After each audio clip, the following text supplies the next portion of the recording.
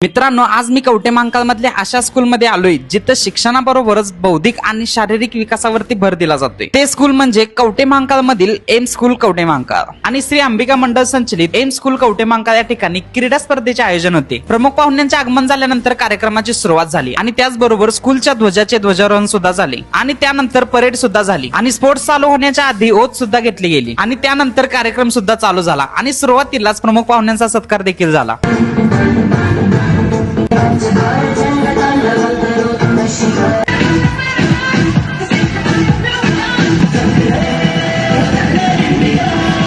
त्यानंतर संस्थेचे सचिव वैभव गुरव आणि प्रमुख पाहुण्यांनी मुलांना गाईड आणि मोटिवेट केले। एक गोष्ट लक्षात ठेवा, प्रत्येकाने जिंकण्याचा प्रयत्न करा आणि जिंकण्यासाठी आपलं सर्वस्व पणाला लावा। आणि दादानी सांगितल्याप्रमाणे प्रत्येकाला जिंकण्याची हौस असते, प्रत्येकाला वाटत असतं आपण जिंकावं, पण मी म्हणते मजा करत खेळा, पहिलं खेळा नंतर जिंकण्याचं बघू। मला सांगायला अभिमान वाटतो की माझ्या स्कूलमधले विद्यार्थी जे आहेत मोबाईलला हातही लावत नाहीत। आपल्या इथं बौद्धिक बरोबर शारीरिक सुद्धा इथं घेतलं जातं। नुसतंच पुस्तकी नॉलेज त्यांना दिलं जात नाही, त्याच्याबरोबर प्रॅक्टिकल नॉलेज त्यांना दिलं जातं।